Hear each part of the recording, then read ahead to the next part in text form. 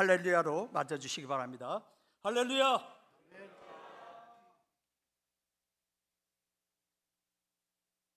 감사합니다. 할렐루야. 예물 봉헌한 손길이 있어서 먼저 기도하고 그리고 말씀 전하겠습니다. 광염교회 박연옥 성도님, 광염 양혜경 집사, 광염 정재순 남궁자 권사, 효자교회 유재한 장로, 광염 박인관 목사, 효자 김종호 목사, 개전교회 고재만 목사, 소망성결교회 손은희 성도, 빛의동산교회 이봉연 사모,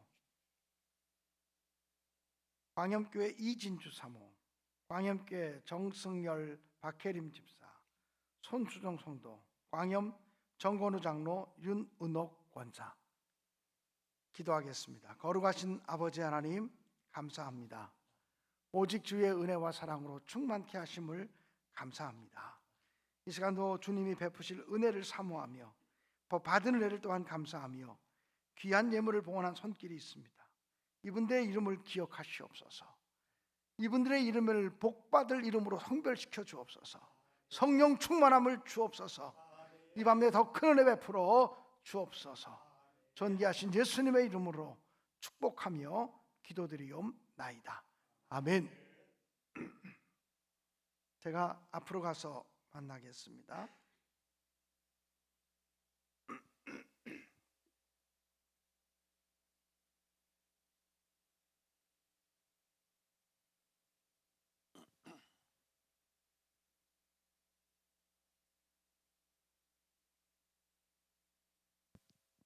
할렐루야. 주님의 크신 은혜가 여러분과 함께 하시기를 간절히 기원합니다. 성회 세 번째 날 벌써 저녁입니다. 그러니까 이제 별로 얼마 안 남았습니다. 오늘 설교하고 내일 설교 3번 하면 저 집에 갈 수 있습니다. 부흥 강사마다 저는 하나님이 주시는 은사가 있고 은혜가 있다고 생각합니다. 하나님이 제게 주신 부흥 강사로서의 은사가 뭘까? 저는 늘 생각합니다. 저는 군대 생활을 하면서 믿음 생활을 열심히 했고 교회 생활을 열심히 하고 그것 때문에 또 주일날이 되면 지역 문산에 있는 교회 가서 그곳에 있는 청년부 청소년들을 가르치는 일도 했습니다. 제가 군대를 제대하고 왔는데 제대한 지 2달밖에 안 됐는데 문산 장로교회 목사님이 자기네 교회 부흥회를 와서 인도해 달라고 했습니다. 그래서 저는 아니 목사님 저는 신학대학교 2학년밖에 안 마쳤고 그리고 군대 갔다 온 사람인데 무슨 저한테 부흥회를 인도하라 그러냐고 말도 안 되는 소리 하지 말라고 그랬더니 그 목사님이 내가 김 전도사 가까이서 보면서 군대 생활하는 거 보면서 얼마든지 부흥회를 할 수 있는 은사가 있고 또 간증이 있는 사람인 걸 내가 알기 때문에 와서 부흥회를 하라고 10시간 집회를 하라고. 그래서 제가 신학대학교 2학년 마치고 3학년 복학하기 전에 불순종할 수가 없어서 예 알겠습니다. 그리고 가서 10시간 부흥회를 인도한 것이 만으로 말하면 24살 때입니다. 그때로부터 지금까지 40년이 넘게 부흥회를 쭉 인도했습니다. 젊었을 때는 어린이 부흥사, 감리교 내에서는 어린이 부흥사 한 서너 명 얘기하면 그 사이에 이름이 꼽힐 만큼 어린이 부흥회 많이 인도했습니다. 제가 어린이들 앞에서 2시간 말씀을 전해도 애들 떠들지 않습니다. 전 지금도 어린아이들 앞에서 2시간 설교할 자신이 있습니다. 요란하게 움직이지 않게 하고 2시간 설교할 자신이 있습니다. 학생들 앞에서 최고로 오래 많이 설교했던 것이 8시간 설교를 해봤습니다. 쉬지 않고 8시간. 그리고 청년부 부흥사, 또 작년의 부흥사, 요즘은 개교회 부흥회보단 연합 집회 또 많이 가게 되더라고요. 나이가 들고 또 그러니까 이제는 개교회 부흥회보다는 연합 집회 부흥회를 많이 가게 되더라고요. 그런데 지금도 제 마음은 언제나 어린이 부흥사로 출발해서 그런지 모르지만 제 마음은 어린이에게 있고 제 마음은 학생들에게 있고 제 마음은 청년들에게 있습니다. 그래서 제가 목회하는 어느 교회를 가든지 교회 학교에 부흥이 일어났습니다. 저희 교회가 작년에도 18명 유아 세례를 줬습니다. 지금 저희 교회 유치부가 한 40여 명, 50명 정도 모입니다. 그러니까 저희 요즘 아이들이 없는 교회들이 굉장히 많잖아요. 우리 교회는 유치부 어린 아이들로 바글바글 거립니다. 유치부 어린 아이들이 바글바글 거린다는 말은 무슨 말이냐면 그 부모 세대, 청장년층이 굉장히 많다는 것입니다. 30대 후반에서 40대들이 주축을 이루는 교회로 변모되어져 가고 있습니다. 제가 지난 주간에 사순절 특별 새벽 기도회라서 특별 새벽 기도 이제 설교를 하고 있는데 아이가 돌 조금 넘은 아이를 부모님이 데리고 와서 같이 새벽 기도를 하는 겁니다. 근데 예배 시간에 설교 시간에 애가 우니까 다른 모든 사람들의 시선이 우는 아이에게로 가지 않겠습니까? 그러니까 뒤에 있던 애기 엄마가 너무나 저희가 예배를 방해한다고 느끼니까 아이를 안고 밖으로 나가려고 그럽니다. 제가 그 우진이 안고 밖에 나가지 마세요. 나는 지금 이 예배당에 아기가 떠들고 아기가 우는 소리가 너무 은혜롭다고. 아기가 없는 시대에, 아이들이 없는 시대에 아이들이 떠들고 아이들이 왔다 갔다 하고, 이게 살아있는 집이라고. 애들의 웃음소리가 안 들리고 애들의 울음소리가 안 들리는 예배당이 이게 죽어가는 예배당이지, 애들의 웃음소리와 애들의 울음소리가 넘치는 예배당 나 너무 좋아한다고. 울게 내버려두라고. 나 설교할 수 있다고. 얼마든지 설교할 수 있다고. 울게 내버려두라고. 신경 쓰지 말고 내 설교 들으라고. 그리고 그 아이도 울면서 내 설교 들을 거라고. 걱정하지 말라고. 그랬더니 그 애기 엄마가 애기를 들고 막 급하게 나가다가 다시 들어와서 앉았어요. 근데 희한한 건 다시 들어와 앉자마자 애가 울음을 뚝 그치고 예배 끝날 때까지 설교를 잘 듣더라고요. 은혜를 받더라고요. 돌쟁이가. 저는 내 목회가 그렇다는 얘기를 하는 거예요. 그래서 저는 지금도 어느 교회 어느 집회를 가든지 간에 마지막 집회 시간에 하나님이 내게 주신 은사를 통해서 다음 세대를 축복하고 싶은 목사예요. 내일 수요일 날 우리 목사님들도 연합 집회를 드리게 되는데, 할 수만 있으면 어린 아이들, 학생들, 청년들 함께 오실 수 있으면 함께 왔으면 좋겠어요. 이건 하나님께서 내게 주신 축복의 은사, 하나님이 내게 주신 부흥사의 은사라고 생각이 되어져요. 그래서 내일은 우리 광염교회도 우리 전사님들 또 장로님들 수고하셔서, 구역장님들 수고하셔서, 어른들 안 와도 괜찮아. 어린이들, 학생들, 청년들이 더 많이 오는 집회를 만들어 주시기를 반드시 부탁드리고요. 두 번째는, 헌금은 어떻게 하는 게 좋겠다 그랬습니까? 헌금은 하나님이 소원의 마음을 주실 때, 하나님이 주시는 소원의 마음에 순종해서 해야 탈이 안 납니다. 억지로 하는 헌금은 하나님이 받지도 않는다 그랬거든요. 하나님이 주시는 마음에 대해서 순종할 때 하나님은 복 주시는 분이라고 믿습니다. 저는 교회를 건축할 때도 억지로 헌금하지 말라 그랬습니다. 헌금 안 해도 괜찮다고. 하나님이 내 마음속에 소원의 마음을 주실 때, 하나님이 나 교회를 위해서 이렇게 하고 싶어, 우리 목사님을 위해서 이렇게 하고 싶어, 우리 성가대를 위해서 내가 이렇게 봉사하고 싶어, 이런 소원의 마음을 줄 때 거기에 순종하면 된다고 말씀을 드렸습니다. 헌금은 하나님이 내게 주신 소원의 마음에 대한 순종입니다. 그런데 내일 헌금은 강사의 말씀에도 좀 순종해 주십시오. 내일 헌금은 모든 분들이 헌금했으면 좋겠어요. 내일은 헌금 기도는 안 할 거예요. 헌금 기도 안 할 테니까 내 이름 안 불러주니까 나 안 해, 할 사람 안 해도 괜찮아요. 근데 강사의 명령에 순종해서 내일은 헌금하는데, 하나님 이거 들어주세요, 저거 들어주세요, 이거 해주세요, 저거 해주세요라고 하는 청원형의 기도문이 아니고, 하나님 이번 성회를 통해서 이런 은혜 주셔서 감사합니다. 이번 성회를 통해서 이런 깨달음 주셔서 감사합니다. 자기가 깨닫고 은혜 받은 거 한 문장으로 정리해서 기도문을 적어서 감사의 기도를 선포하자. 하나님 감사합니다. 이거 기도문을 적어서 감사의 예물을 하나님께 올리시기 바랍니다. 여러분, 성경에 보면 일꾼을 세울 때 제일 중요한 원리가 자원의 원리입니다. 자원하는 사람 있으면 해보세요. 이사야 선지자 같은 사람이 주여 내가 여기 있사오니 나를 보내소서. 일꾼 세울 때 가장 중요한 원리는 자원의 원리입니다. 그런데 자원의 원리에 의해서만 일꾼이 세워지는 게 아니에요. 때를 따라 하나님이 내가 너를 지명하여 불렀나니 너는 내 것이다. 그러면서 하나님이 강제로 일꾼을 세우는 경우도 있어요. 어느 게 더 중요하냐? 그때그때 달라요. 하나님이 지명하는 것이 더 중요할 수도 있어요.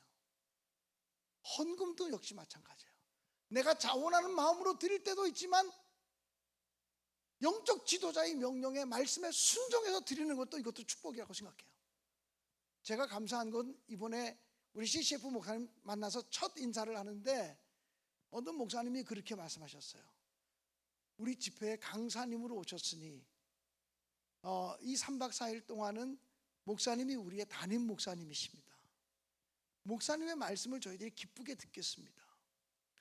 제가 그 말씀에 은혜를 받았어요. 목사님이 우리의 강사님, 우리의 담임 목사님이시라고. 내가 담임 목사니까 이번 10시간 집회 동안에는 저한테 좀 순종해 주시면 좋겠어요. 내일은 모두 감사헌금을 드리는데 이 감사헌금은 내가 받은 은혜에 대한 감사, 다른 때 아니 6.25 때 받은 은혜가 아니고 살면서 받은 은혜가 아니고 이번 성회를 통해서 받은 은혜와 깨달음에 대한 감사, 이번 성회를 통해서 붙들어야 될 말씀에 대한 감사, 이것을 가지고 여러분이 감사헌금을 봉헌하시길 바라고, 또 젊은 세대, 어린 세대, 다음 세대가 함께하는 예배를 드림으로 제가 축복할 수 있기를 간절히 바랍니다. 내일은 제가 찬양으로 어린 세대, 학생 세대, 청년 세대를 축복할 거예요. 아마 찬양만 제가 30분 부를지 몰라요. 그러니까 여러분이 그렇게 또 믿음을 가지고 순종해 주시기를 주님의 이름으로 부탁합니다. 여러분, 저는 부흥회를 인도하면서 4년 전에 군대 생활했던 군대 얘기를 지금 여러 번 하고 있어요. 왜 그러냐면 제가 군대 들어갈 때 하나님 일 좀 하게 해달라고, 내가 편안한 부대 떨어지지 않고 하나님 일 할 수 있는 은총을 달라고 어머니께 기도 부탁을 하고 저도 기도 부탁을 하고 갔어요. 그리고 제일 먼저 도착한 부대가 연무대 신체검사라는 부대였어요. 저 다 참석하지 못한 분은 간증을 못 들으신 분이 있을 텐데 제가 어렸을 때 반신마비를 앓았던 적이 있어요. 반신마비 상태로 한 2달 정도를 살았어요. 손이 굳어져 있었고 감각이 없는 상태였어요. 평생 저는 불구자로 살아가야 될 인생인데 하나님의 은혜로 저를 고쳐주셨어요. 얘기했죠. 제가 100% 하나님이 고치신 게 아니라 한 98%쯤 고치신 것 같다. 그래서 저는 지금도 병의 찌꺼기를 가지고 있어요. 이것 때문에 너무너무 감사해요. 이게 없었다면, 병의 찌꺼기가 남아있지 않았다면 내가 그때 어렸을 때 병 고쳐주신 하나님 잊어버리고 살았을 거예요. 병의 찌꺼기가 남아있기 때문에 평생을 저는 나를 고쳐주신 분이 하나님, 나를 치료하시니까 하나님이라는 은혜의 고백을 가지고 살아올 수 있게 되었죠. 군대 가서 신체 검사를 하는데 그 병력을 조사하잖아요. 그래서 군대 오기 전에 아팠던 거 있으면 다 쓰라 그래요. 그 제가 어릴 때 반신부수를 앓았던 경험이 있다고 썼어요. 그랬더니 군의관이 보더니 너는 일로 와봐, 거짓말인지 아닌지 봐야 되니까, 그리고 제일 먼저 이게 신경이 살아있는지 안 살아있는지를 보려고 이렇게 친단 말이에요. 이런 데를. 그럼 이렇게 펴지잖아요. 이렇게 치면은 무릎 꿇는 거 이렇게 치면 이렇게 올라가야 되잖아요. 그죠? 여러분 그렇죠? 저는 오른쪽 무릎을 치면 이게 올라갑니다. 왼쪽 무릎은 100번 쳐도 안 올라가요. 그 군의관이 계속 이게 거짓말하는지 계속 때려보는 거예요. 아플 정도로. 근데 오른쪽은 올라가는데 왼쪽은 안 올라가니까 군의관이 이게 뭔가 문제는 있구나. 그리고는 넌 논산 종합병원에 가서 정밀 검진을 받아갖고 와라. 그래서 제가 연무대에서 검사가 안 돼서 종합병원, 논산 종합병원에 가서 정밀 검사를 받아갖고 와서 의사 소견서를 가지고 왔어요. 군의관이 그걸 딱 보면서 그래요. 내가 육안으로 볼 때 너 아무 문제가 없어 보이고 군대 생활 할 수 있을 것 같은데 논산 종합병원의 소견으로는 너 군대 생활 할 수 없다고 나왔다. 너 군대 생활 할 수 없는 장애가 있다고 나왔다. 네가 결정해라.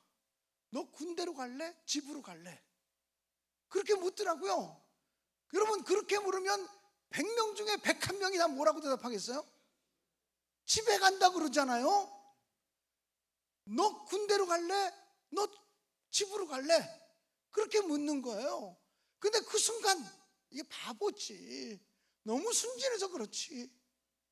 군대 가서 하나님을 하게 해주세요라고 기도 부탁하고 온 게 생각이 나는 거야.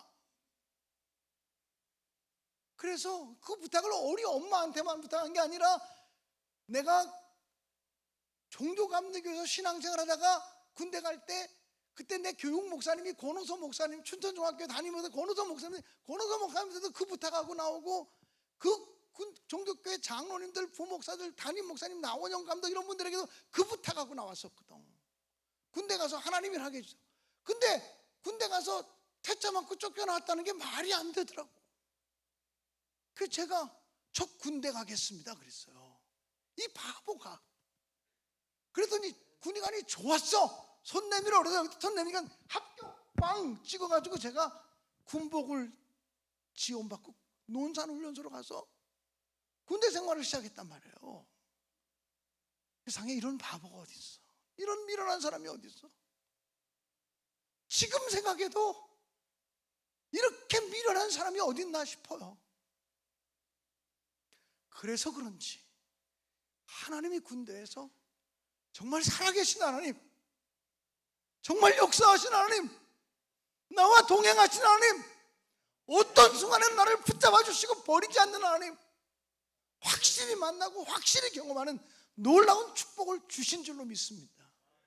그래서 그때의 경험, 그때의 감격, 그때의 은혜를 가지고 평생을 목회하는 거예요. 군대 안 가도 될 불구자가 군대를 갔으니 말입니다. 내가 이래봬도 그래도 육군 병장 출신이요. 방위들 가만히 있으시오. 여러분, 제가 자대 배치된 1사단 통신대대에서 이등병 때부터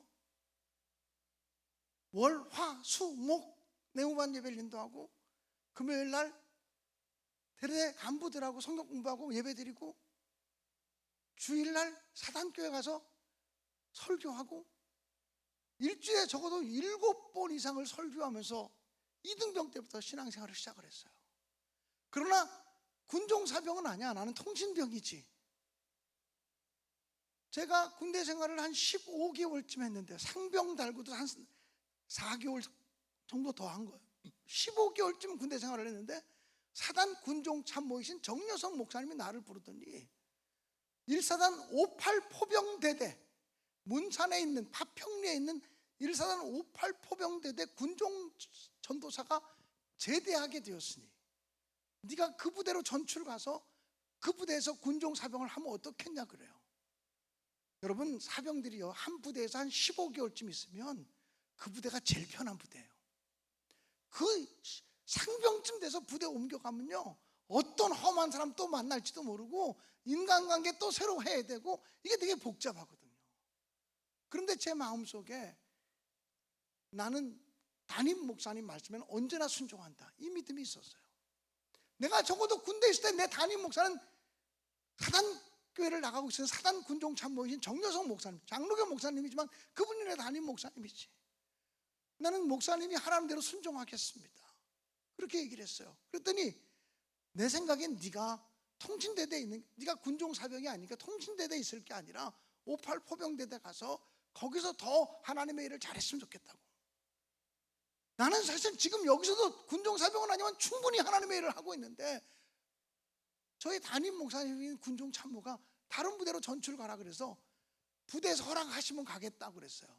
그랬더니 그 군종 참모가 우리 대대장한테 허락을 받고 대대장이 저를 놓아주면서 제가 58 포병대대라고 하는 부대로 전출을 가게 됐어요. 새로운 부대예요. 새로운 부대 전출 갔으니까 대대장, 부대대장, 그 다음에 각 중대장들, 뭐 인사계들 다 찾아다니면서 인사를 하는 거예요. 그 부대 간부들이 한 40명이 되는데 간부들 찾아가서 전진 상병 김광년 58 포병대대에 전출 왔습니다. 잘 부탁합니다 하고 다 인사를 하는데 세상에 이런 부대가 있을까? 40여 명의 간부들 중에서 예수 믿는 사람이 단 한 사람도 없는 거야. 아니 아무리 81년도, 그때는 82년도야 82년도라고 해도 그래도 한국의 기독교인이 500만쯤은 될 때인데, 그러면 그 당시에 8명, 9명 중에는 한 명이 평균 통계적으로 예수 믿는 사람이 있어야 되는데 예수 믿는 사람이 한 명도 없는 부대에 간 거예요. 아니 어떻게 이런 부대가 있나? 그런데 또 이야기를 들어보니까 전임 군종 사병은 이 부대에서 매일 매 맞고 있었더라고요. 전임 군종 사병은 그 주기철 목사의 후손들이라고 하는 고려파 장로교회의 신학생이고 전도사였는데 아주 투철한 믿음을 가지고 있는 내가 잘 아는 김세현 병장이라는 친구였는데, 한 번은 이 친구가 예배당에서 주일날 예배를 드리고 있었어요. 한 30명 정도의 대대원들하고 예배를 드리고 있었는데 거의 대부분 본부 중대원들이었어요. 포병대대니까 다른 포중대는 다 외부로 나가 있고 본부 중대가 있는 부대인데 본부 중대원 30명이 예배를 드리고 있었어요. 근데 뒤에서 문이 꽉 열리면서 본부 중대 집합 이 소리가 들린 거예요. 예배 시간, 설교 시간에. 보통 군대에서도 그 정도 예의가 없지 않거든요. 설교할 때 밖에서 문이 열리면서 본부 중대 집합. 그러니까 예배 드리고 있던 친구들이 야 집합이래. 그러니까 거기 있던 병장 중에 한 사람이 야 일어나 나가자. 30명이 다 벌떡 일어나서 나가버리고 말았어요. 자, 30명 중대원을 놓고 설교하고 있었는데 30명이 벌떡 일어나서 다 나가서 빈 의자만 남았어. 그러면 설교 계속해야 돼요? 멈춰야 돼요? 설교 계속해야 돼요? 멈춰야 돼요? 네? 그 30명 중대원을 놓고 설교하고 있었는데 본부 중대 집합이라는 소리를 듣고 30명 전원이 한 명도 안 남겨놓고 다 일어나서 나갔어요. 빈 의자만 남았어. 설교를 계속해야 됩니까? 멈춰야 합니까? 사모님들 생각은 어떻습니까? 예? 계속해야 돼요? 입장 바꿔놓고 생각해 보세요. 설교가 되나?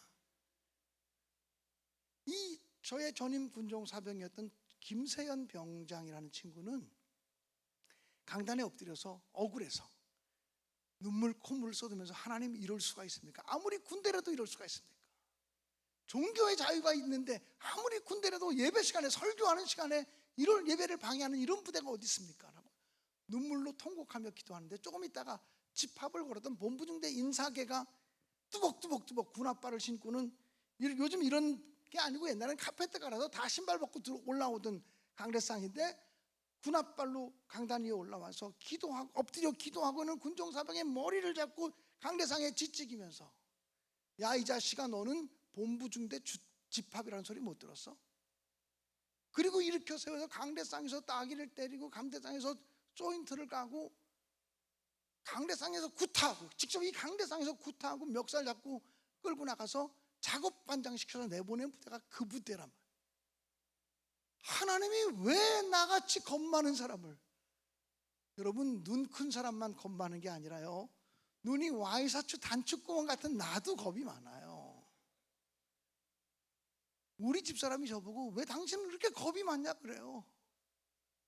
제가 선천적으로 겁이 많은 사람이에요. 그런데 나처럼 겁이 많은 사람 체격도 지금이야 그래도 70kg 나가지만 그 당시에는 54kg 정도 키도 작고 몸집도 왜소하고 그런 사람이 그런 부대로 또 난 통신대도 살만하게 설교하면서 하나님 일을 하고 있었는데 왜 나를 또 이 부대로 보내셨나? 고민스러웠던 시간이 있어요. 여기까지 얘기하고 성경 얘기를 일단 되돌아가고 다시 그 얘기할게요. 여러분, 이스라엘 백성들이 모세의 인도함을 받아서 출애굽해서 적과 꿀이 흐르는 가나안 땅을 향해서 전진하게 되었습니다. 한 1년쯤 지나서 2년이 다 되기 전에 그들은 가데스 바네아라고 하는 곳에 도착합니다. 그리고 가데스 바네아는 바로 이제 가나안 땅이 눈앞에 보이는 가까운 곳까지 왔습니다. 민수기에도 그 말씀이 있고 신명기 1장에도 그 말씀이 있는데, 신명기 1장의 말씀을 근거로 하면 가데스 바네아에 도착했을 때 모세는 이스라엘 백성들에게 이렇게 말합니다. 하나님이 너에게 주시려고 약속하신 땅이 내 눈앞에 있다. 두려워하지 말고 들어가서 그 땅을 점령하라.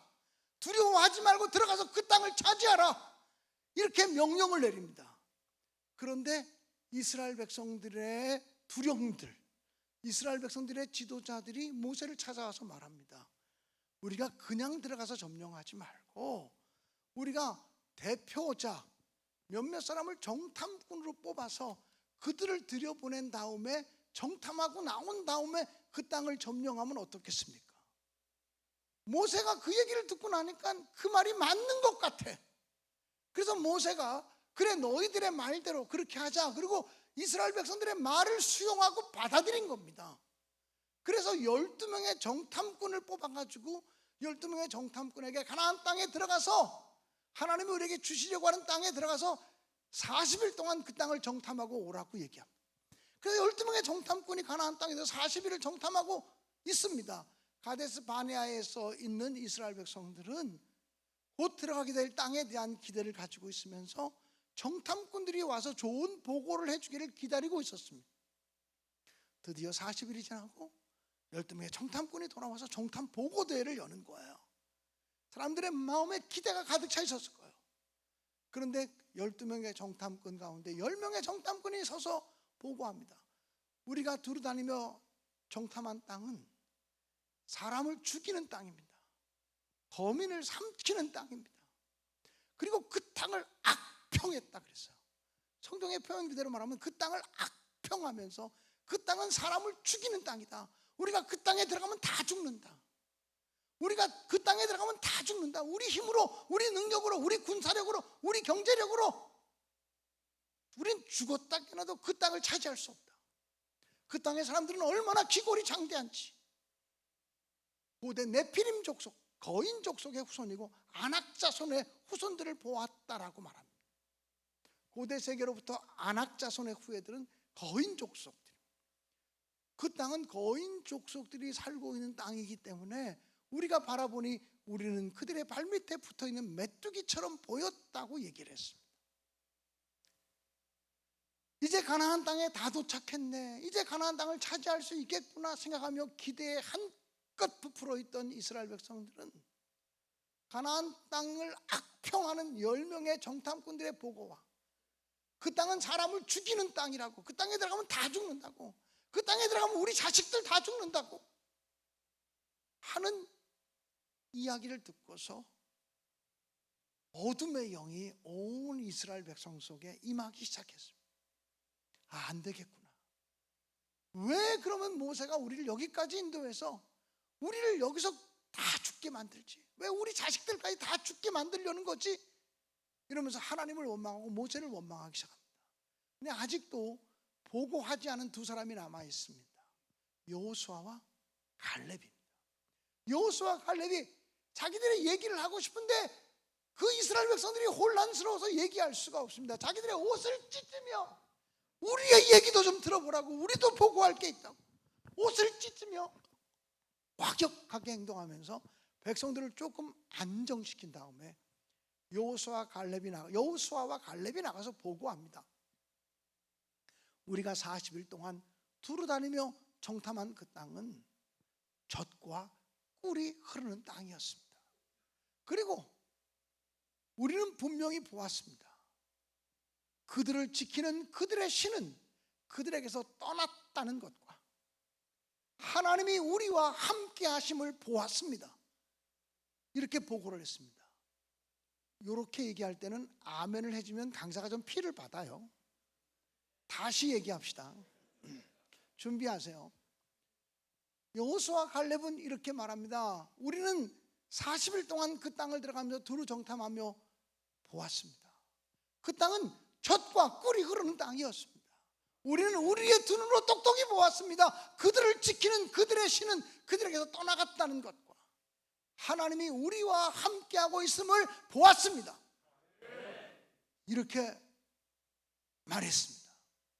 그런데 이스라엘 백성들은 여러분처럼 아멘하지 않았습니다. 온 이스라엘 백성들은 성경에 나오지 않았지만 이런 느낌입니다. 저놈들까지 죽여. 그리고 돌을 들어서 모세와 아론과 그런 보고를 했던 여호수아 갈렙까지 쳐 죽이려고 돌을 들고 접근했습니다. 성경을 보면 하나님이 그들 가운데 강림하셨다고, 하나님이 그들 가운데 임하셔서 돌을 든 성난 무리들이 접근하지 못하도록 막으셨다고 기록하고 있어요. 어떤 모습으로 어떻게 강림하셨는지 성경이 기록하지 않은 것은 신비로 남겨놓는 게 좋아요. 성경이 기록하지 않은 것을 나는 계시받아서 알았네 그러고 해석하는 게 다이다니야. 성경이 얘기하지 않는 범위는 우리도 얘기하지 않는 게 좋아요. 아무튼 하나님이 강림하셔서 성난 이스라엘 백성들이 그 모세와 아론과 여호수아와 갈렙을 해치지 못하도록 막으셨습니다. 그리고 하나님은 그 일 때문에 이스라엘 백성들에 대해서 분노하셨습니다. 이 백성들이 나를 이렇게 못 믿냐? 이 백성들이 나를 이렇게 신뢰하지 않냐? 그 백성들에 대해서 분노하면서 40일 가나안 땅을 정탐했지 하루가 1년이 되어서 40년 동안을 광야 생활을 한 끝에 가나안 땅에 들어가게 될 것이다. 지금 2년 정도 광야 생활을 했기 때문에 다시 광야로 나가면 38년을 더 있다가 40년을 채워야 가나안 땅에 들어가게 된다는 거예요. 뿐만 아니라 너희들이 우리 자식들 다 죽겠다고 걱정했지, 내가 분명히 약속하는데 불신앙을 가지고 있어 너희들은 다 광야에서 죽을 거야. 출애굽 1세대는 광야에서 다 죽을 거고, 너희들이 그렇게 걱정하던 너희들 자식들이 가나안 땅, 젖과 꿀이 흐르는 가나안 땅으로 들어가게 될 것이다 라고 선포했어요. 이스라엘 백성들이 울며 불며 용서해달라고 했지만 하나님의 그 진노는 거둬들이지 않으셨어요. 또 신명기 1장에 보면 이 일 때문에 백성의 지도자인 모세에게 진노하시면서 너도 지도자로서 책임을 지고 가나안 땅에 들어가지 못한다고 말씀해요.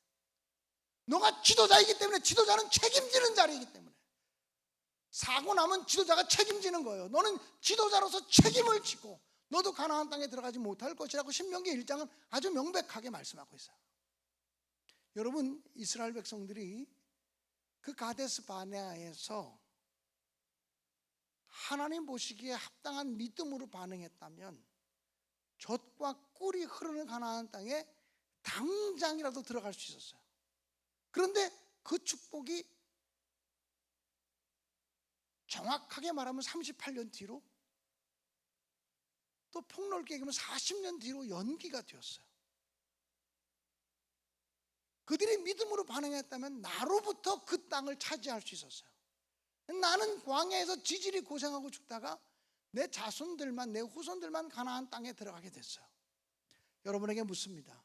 하나님이 여러분에게 주시려는 축복이 있음을 저는 분명히 믿습니다. 하나님께서 여러분의 가정에 주시려는 축복이 있음을 저는 분명히 믿습니다. 여러분은 하나님이 여러분과 여러분의 교회에 주시려는 축복을 지금 받고 싶습니까? 40년쯤 뒤에 받고 싶습니까? 대답 좀 해보세요. 지금 받고 싶습니까? 40년쯤 뒤에 받고 싶습니까? 지금 받아야 되지 않겠습니까?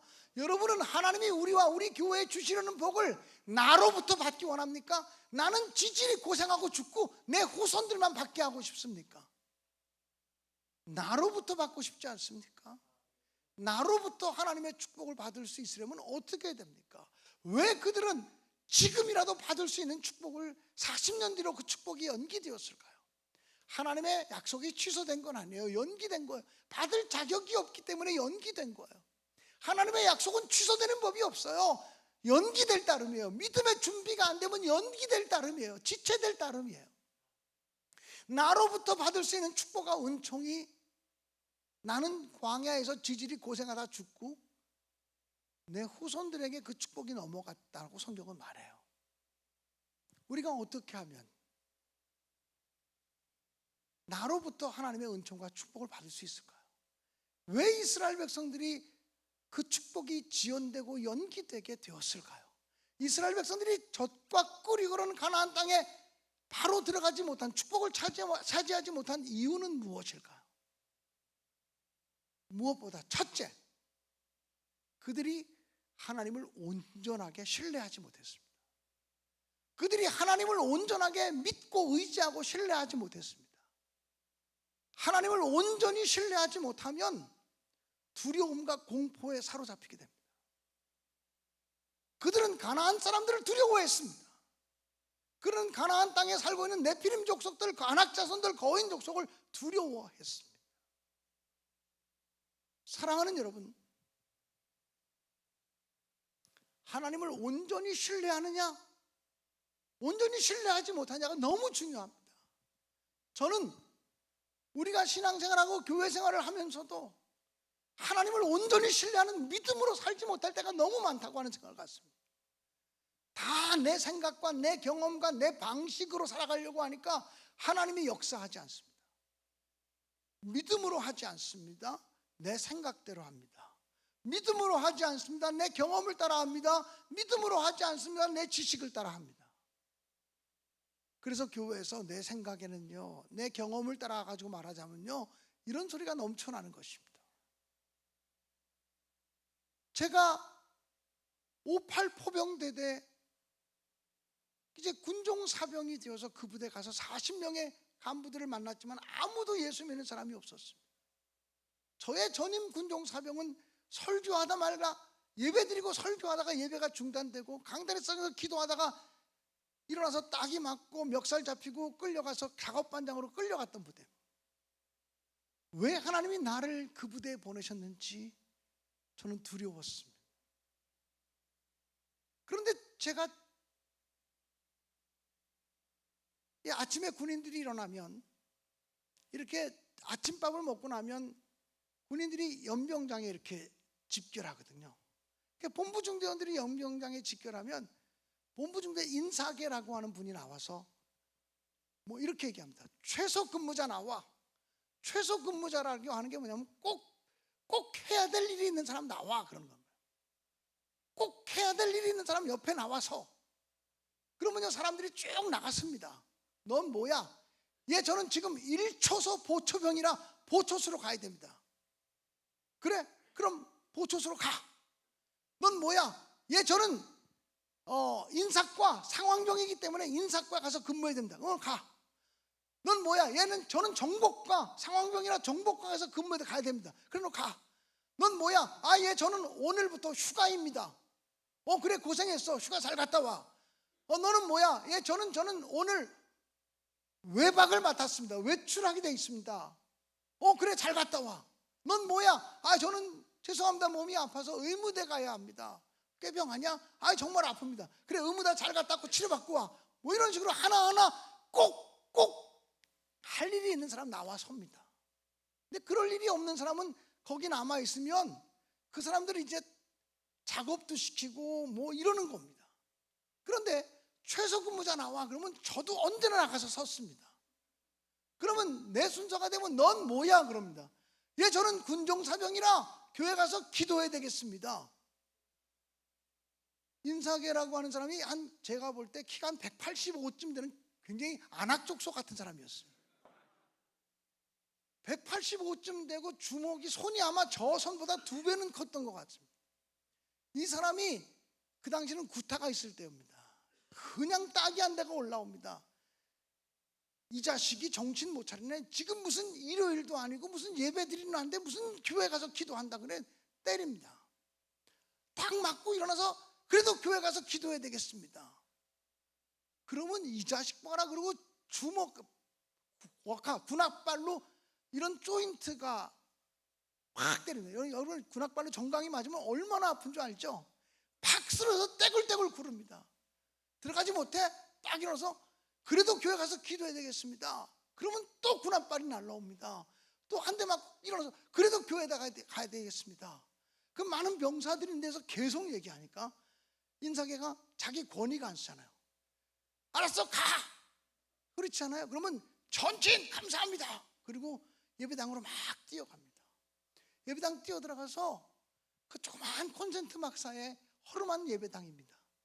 그 콘센트 막사 들어가서 앉아서 하나님, 그러면 눈물이 줄 흐르기 시작합니다. 여러분 왜 눈물이 없어진 줄 알아요? 왜 안 맞아서 눈물이 없어져요? 쥐어 터지고 와서 아버지 그래 보세요. 그냥 아버지 하는 순간 눈물 콧물 범벅이 됩니다. 너무 요즘 핍박도 없고 고난도 없고 잘 사니까 눈물도 없어진 거 아닌가 하는 생각이 들어요. 그 다음날 아침이 됩니다. 그 다음날 아침 최소근무자 집합. 그러면 저 또 나가섭니다. 넌 뭐야? 저는 군종사병이나 교회 가서 기도해야 되겠습니다. 뭐 이 자식이. 그리고 또 때립니다. 또 매맞고 한참을 매맞다가 가. 그러면 전진 감사합니다. 그리고 쩔뚝쩔뚝 거리면서 교회 가서 아버지요, 이 고난은 언제 끝납니까? 기도하면 눈물 콧물 범벅이 됩니다. 하나님, 내가 뭘 잘못해서 저를 통신대대 잘 있는 사람을 왜 여기로 보내셨어요? 하나님 왜 여기로 보내셔서 이런 일들을 또 겪게 하시는 거예요? 하면서 하나님께 항의하듯 기도합니다. 그 다음날 아침이 되면 또 최소근무자 나와. 그러면 또 신나게 매맞고 갑니다. 제가 열흘에서 한 2주일 정도를 정말 하루도 안 빼놓고 맞았습니다. 여러분 정말 아픈 건요, 이 정강이 한 대, 군대 말로 조인트 한 대 맞아가지고 피멍이 들고 그 딱지가 안 든 자리에 또 한 대 맞으면 얼마나 아픈 줄 아십니까? 정말 아픕니다. 저녁 때가 되면 제가 이렇게 기도했습니다. 잠자리에 들기 전에, 하나님, 저 오늘 밤 잠자다가 저 데려가시면 안 돼요? 정말 군대 있을 때 제가 그런 기도를 했습니다. 하나님, 저 데려가시면 안 돼요? 저 믿음의 싸움에서 치고 싶진 않습니다. 영적 싸움에서 치고 싶진 않습니다. 그런데 너무 힘들고 너무 외롭고 너무 고통스럽습니다. 하나님, 나 좀 차라리 데려가 주세요. 매 맞는 게 너무 무섭고 매 맞는 게 너무 두려워서 그렇게 기도했습니다. 근데 하나님이 절대로 안 데려가시더라고요. 그 다음날 아침에 기상나팔 소리가 들면 기도가 달라집니다. 하나님, 오늘도 승리하게 하옵소서. 그리고는 그 다음날 아침에 밥 먹고 모이면 최소근무자 집 밖으로 나가서 섭니다. 넌 뭐야? 군종사병이나 교회 가서 기도해야 되겠어. 이 새끼는 맨날 기도야. 막 그러면서 또 팹니다. 또 매맞고 교회를 갑니다. 엎드리면요, 주여, 아버지요. 기도가 필요 없어요. 눈물 콧물 범벅이 돼서 기도합니다. 그렇게 2주일을 맞고 나니까요, 머릿속에 이렇게 계속 맞으면 죽겠다는 생각이 들었습니다.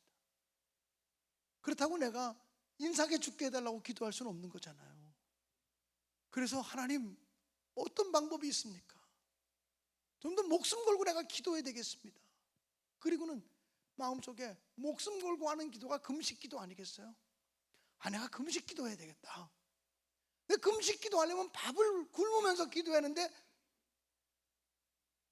중대장을 찾아갔습니다.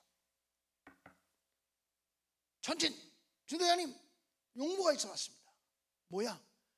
우리 부대 온 지 이제 한 20일 됐지? 예, 그렇습니다. 무슨 잘 지내고 있나? 중대장은 몰라요. 잘 지내고 있나? 예, 잘 지내고 있습니다. 근데 특별한 부탁이 있어서 왔습니다. 무슨 부탁인데? 중대장님, 혹시 금식 기도라고 들어보셨습니까? 그랬더니 중대장이 하는 말이, 야 이놈아, 나 우습게 보지 마. 내가 그래도 중학교 때까지는 교회 다녔어. 밥 굶으면서 기도하는 게 금식 기도 아니야, 그러더라고. 하나님께서 저에게 금식 기도하라고 명령을 내리셨습니다. 중대장님의 안전을 위해서, 대대장님의 안전을 위해서, 이 부대의 안전을 위해서 기도하라고 말씀하셨습니다. 제가 길게도 아니고 3일만 금식할 수 있도록 허락해 주십시오. 3일 동안만 보초 빼주시고, 보초 쓰면서 할 수는 보초 빼주시고, 3일 동안만 불침번 빼주시고, 3일 동안만 내가 교회 가서 있을 테니까 교회 가서 있는 것 좀 허락 좀 해주십시오. 그랬더니 야 이놈아, 군대에서 금식이 어디 있어? 이렇게 얘기하더라고요. 그래서 제가 그랬습니다. 중대장님이 허락 안 하시면 저는 기도 못합니다.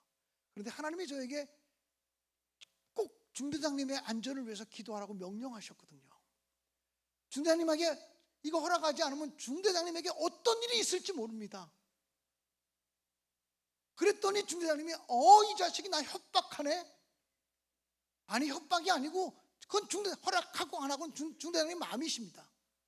그랬더니 야, 내가 어떻게 도와주면 되냐? 3일 동안만 보초도 빼주고 불침번도 빼주고 3일 동안 교회에서만 기도할 테니까 나 찾지 말아달라고. 의심스러우면 오셔서 계속 보셔도 괜찮다. 그래, 알았어. 그럼 딱 3일 동안만 금식하는 거다. 하다가 힘들면 그만둬. 그래서 알겠습니다. 그리고는 제가 중대장님의 허락을 받고 군대 담요 2장을 싸들고는 예배당으로 올라갔습니다. 그 조그만 예배당의 맨 앞에 장의자 2개를 돌려서 침대처럼 만들고 거기에 담요 1장을 깔고, 그때가 8월 달쯤 됐던 것 같아요. 담요 1장을 깔고 1장은 덮고, 8월 달이니까 더우니까. 그리고 그곳에서 기도하기 시작했습니다. 기도하면서 그때 내가 계속 24시간 기도만 할 수 없으니까 성경 말씀을 읽어야 되겠다.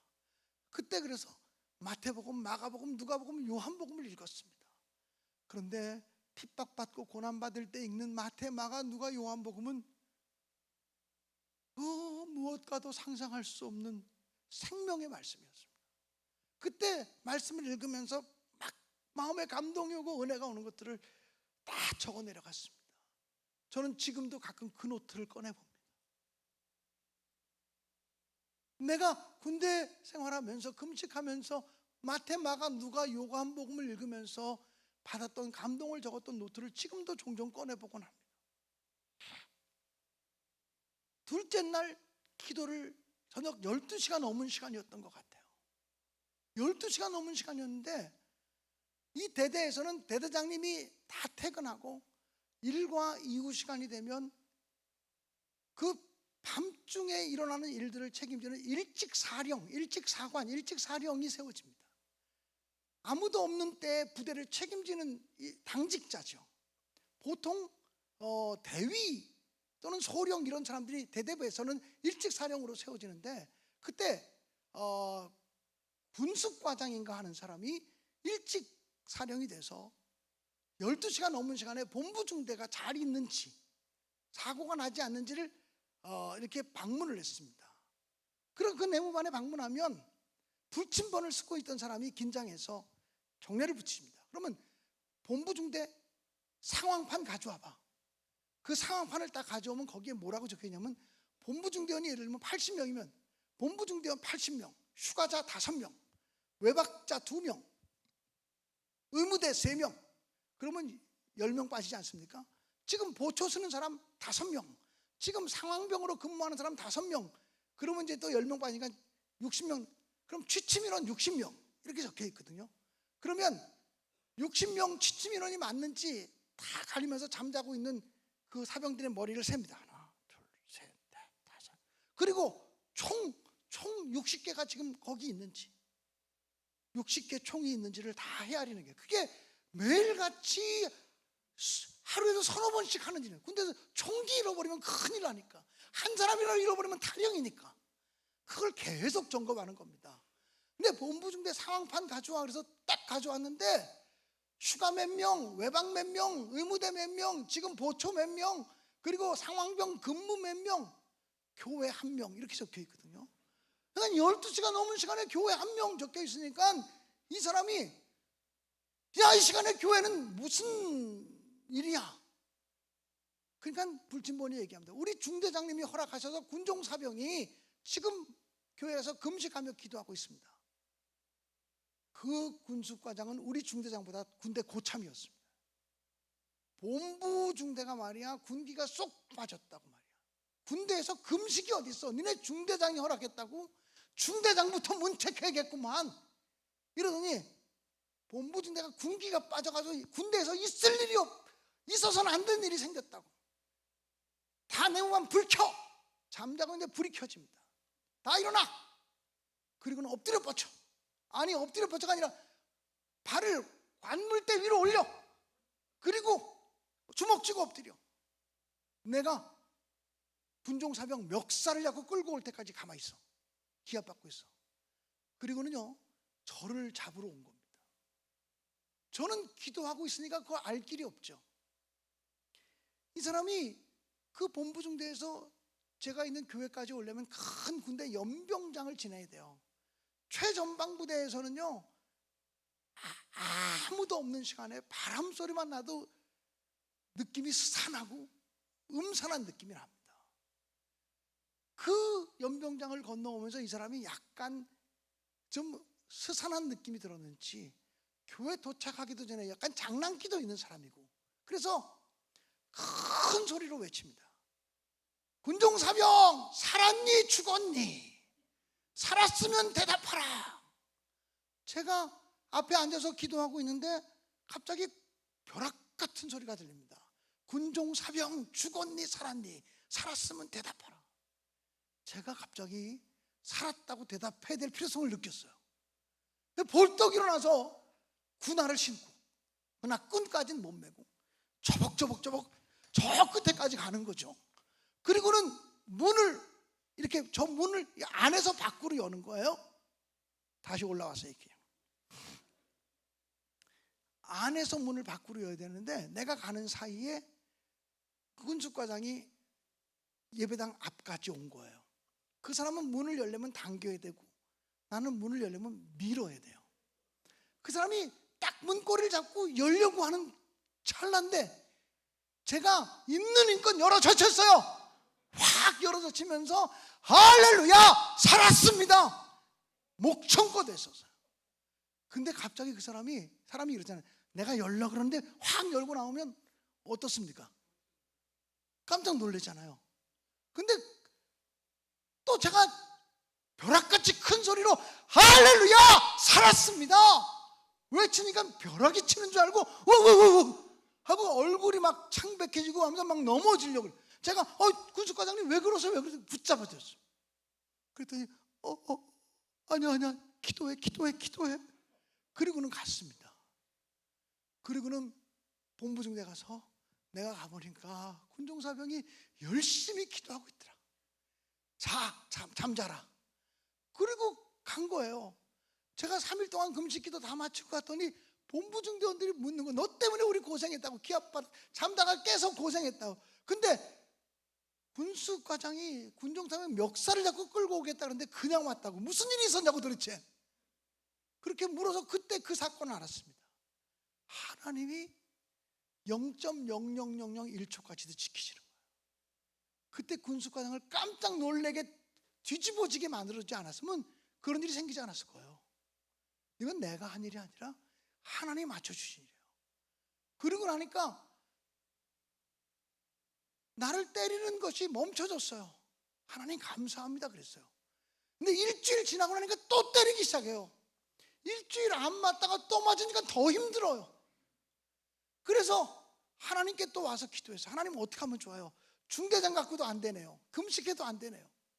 방법이 하나밖에 생각이 안 나요. 대대장 찾아가야겠다. 여러분 육군 상병이, 그 당시 제가 상병인데 대대장 찾아가서 단판 짓는 거 군대에서 있을 수가 없어요. 뭐 어떻게 상병이 대대장을 찾아갑니까? 근데 제가 마음속에 내가 대대장 찾아가서 단판을 져야지. 죽으면 죽지 뭐. 주님을 위해서 죽으면 죽지 까짓거 뭐. 영창 한번 가지. 군대 감옥소 한번 가지 뭐. 그리고는요 제가 대대장님을 실을 찾아갔어요. 찾아갔다가 문을 두드리려 하다가 겁나서 다시 돌아오고, 또 결심하고 기도하고 갔다가 문 두드리려고 하다가 겁이 나서 다시 돌아. 몇 번을 돌아와서 하나님, 내가 이렇게 겁쟁이에요. 주님을 위해서면 죽으면 죽으리라 결단도 했지만 이것도 못해요. 그리고 드디어 마음의 결심을 하고 가서 대장실 문을 두드립니다. 누구야? 문을 탁 열고 전첸, 놀래킬 정도로 큰 소리로 전첸, 상병 김광현 대장님께 용무가 있어 왔습니다. 그랬더니 대장님이 상병이 쥐 보고도 안 하고 찾아오니까 벌써 얼굴에 뭐 이런 놈이 다 있어 기분 나쁘다는 표정이 확 쓰여지는 거야. 인상 보면 알잖아요. 그러더니 내가 들어가지도 못하게 밖으로 나오면서 나를 밖으로 확 밀어내면서 뭔데 임마 그래? 네가 뭔데 대장실을 왔어? 그리고 저를 확 밀어제키는 거예요. 제가 그때 그렇게 얘기했어요. 제가 대대장님을 도와드리려고 왔습니다. 제가 대대장님을 돕지 않으면 대대장님이 대대장 역할 못 하실 것 같아서 제가 대대장님을 도와드리려고 왔습니다. 그랬더니 그 사람이 어이가 없어 하더라고요. 그 사람이 전두환, 당시 전두환 대통령이 당시 대통령이었고 전두환 대통령 조카 사위였어. 전두환 대통령이 일사단장 할 때 전속부관이었었고 전두환 대통령이 보안사령관 할 때 비서실장 하는 사람이, 전두환 대통령이 너무너무 사랑해서 늘 끌고 다녔던 사람이고 전두환 대통령 부인 이순자 여사의 조카와 중매해서 결혼시킨 사람이야. 처조카 사위야. 친조카 사위보다 처조카 사위가 더 무섭잖아. 더 가깝잖아. 근데 이 자기가 전두환 대통령의 처조카 사위라 대통령의 신임을 받고 있고 대통령의 지원과 도움을 받고 있는 사람인데 육군 상병이 와가지고 내가 대대장님을 도와주려고 왔습니다. 제가 대대장님을 돕지 못하면 대대장님이 대대장 역할을 못 하실 것 같아서 도와드리러 왔습니다. 그랬더니 이 사람이 너무 어이가 없는 거야. 너무 어이가 없으니까 야, 너 무슨 소리를 하는 거야? 들어와서 한번 얘기해봐. 그래서 일단 대대장실 들어가는 거 성공. 앉아. 그래서 예 알겠습니다. 앉았어. 무슨 얘기 해봐. 그래서 제가 쫙 얘기를 했어요. 무슨 중점적으로 1시간쯤 얘기를 했지만 중점적으로 얘기한 게 그거예요. 대대장님, 저는 군대 생활을 지금 16개월째 하고 있습니다. 근데 제가 16개월 동안 군대 생활하면서 세상에 거짓말이 많아도 이렇게 많을 수 없는 세상이 군대라는 걸 알았습니다. 나 영창 가려고 마음 먹었으니까 뭐 할 말 다 아는 거지 뭐. 난 군대만큼 거짓말이 많은 사회를 본 적이 없습니다. 적어도 우리 부대의 아버지가 되시는 대대장님이 우리 부대를 잘 치료하려면 부대가 어떻게 돌아가는지 정확하게 보고를 받으셔야 정확한 진단과 처방을 하실 텐데 다 대대장님 앞에 오면 거짓말합니다. 중대장님도 거짓말하고요. 참모들도 다 거짓말합니다. 사실대로 보고 안 합니다. 대대장님 무서워서 사실대로 보고 안 합니다. 제가 그랬어요. 그랬더니 대대장님이 그 말에 리액션 하는 거예요. 그래, 내가 무슨 사람 잡아먹는 귀신이냐? 왜 내 앞에만 오면 벌벌 떨고 거짓말을 하는지 모르겠다고 그렇게 말하는 거예요. 서로 그 리액션이 있다는 건 내 말을 받아들였다는 얘기 아니에요. 그 말 그때 제가 얘기했어요. 우리 부대에서 대대장님께 정직한 보고를 드릴 수 있는 사람은 단 한 사람밖에 없습니다. 누군데? 저 김광년 상병입니다. 저는 크리스찬이기 때문에 대대장님께 정직한 보고를 드릴 수 있는 유일한 사람입니다. 저를 대대장님의 특별 참모로 삼으십시오. 그럼 제가 대대장님께 정직한 부대 보고를 드리겠습니다. 적어도 대대장님이 사병들의 생각은 읽을 줄 알아야 되지 않습니까? 사병들이 어떤 것을 원하고 어떤 것을 힘들어하는지를 아셔야 되지 않습니까? 제가 사병들의 얘기를 정직하게 대대장님께 전해드리는 사람이 되겠습니다.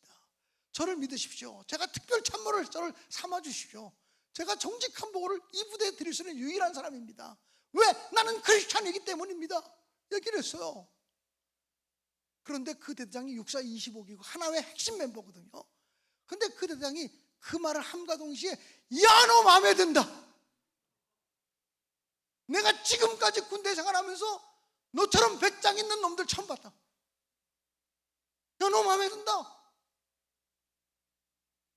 나는요, 그 말하고 나면 이게 뭐 이런 놈의 자식이 다 있어. 그리고 누구 불러서 얘 군기교육 때문에 영창 보내. 그럴 거라고 생각하면서도 얘기한 거예요. 그런데 야, 너 마음에 든다. 반전이 일어난 거예요.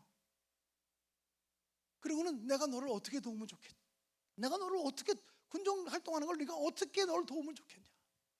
그러더니 인사과장을 불러서 도와주라 그러겠구나. 그러니 인터폰을 딱 들고는 인사과장 내 방으로 와, 탁 끊어요. 여러분, 높은 사람이 이유 설명하지 않고 내 방으로 와, 그리고 딱 끊으면 칭찬하려고 부르는 것 같아, 야단치려고 부르는 것 같아. 느낌상 야단치려고 부르는 것 같잖아요. 그러니까 인사과장이 불이 나게 달려왔어요. 근데 마침 달려오는 그 시간에 대대장실에 다른 전화가 걸려왔어. 그 대대장님이 전화를 받으려고 이렇게 나가서, 이렇게 이쪽이 문인데, 예, 58포병대 대대장입니다, 어쩌고저쩌고 사회에 전화를 하고 있는데, 이쪽 문이 열리면서 인사과장이 문을 열고는 전칫 대대장님께서 부르셔서 왔습니다. 그리고는 왜 부르는지 모르잖아요. 자기는 대대장은 저쪽에서 전화하고 있고. 근데 이렇게 보니까 이쪽에 군종사병이 앉아있는 거야. 그러니까 인사과장이 스스로 생각하기를, 이 군종사병이 여기 들어올 수 있는 사람이 아닌데 주의 보고도 하지 않고 여기 들어왔기 때문에 군대에서 어떻게 이런 일이 생길 수 있냐고 자기를 문책하기 위해서 부른 거라고 지금 착각을 한 거야. 그래가지고 소파에 앉아있는 나를 보고 그때의 표정을 내가 지금도 잊을 수가 없어요. 야, 이 새끼, 너 제가 볼 때 한 20번 떨었어요. 야, 너 이 새끼,